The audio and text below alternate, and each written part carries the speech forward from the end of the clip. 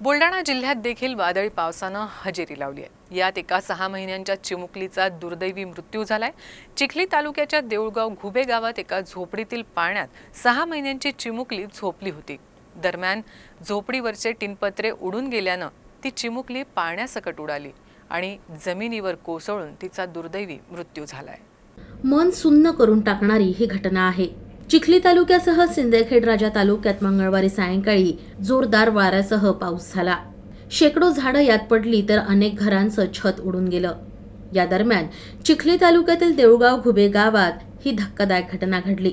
गावातील भरत साखरे हे एका झोपडीवजा घरात राहतात। त्यांना 6 महिन्यांची सई नावाची चिमुकली मुलगी आहे। झोपडीला असलेल्या टिनाच्या पत्र्यांना लोखंडी अँगलला पाळण्यात ती झोपलेली होती। मात्र हा पाळणा तिच्यासाठी काळ ठरेल असं कुणाला वाटलं नव्हतं, कारण या वादळात या अँगलसह घरावरचे टीन पत्रे उडून गेले आणि सोबतीला या 6 महिन्यांच्या चिमुकलीचा पाळणा देखील। आणि वाऱ्याच्या झोतात ही चिमुकली देखील उडत गेली आणि काही अंतर गेल्यावर तो पाळणा जमिनीवर कोसळला आणि यातच त्या चिमुकलीचा करुण अंत झाला। जवळपास 200 फूट अंतरावर हे टीन पत्रे जमिनीवर आदळले।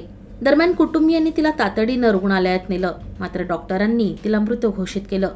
या घटनेमुळे गावात शोककळा पसरली आहे। तर या वादळात गावातील जवळपास 400 घरांचं नुकसान झाल्याची माहिती आहे।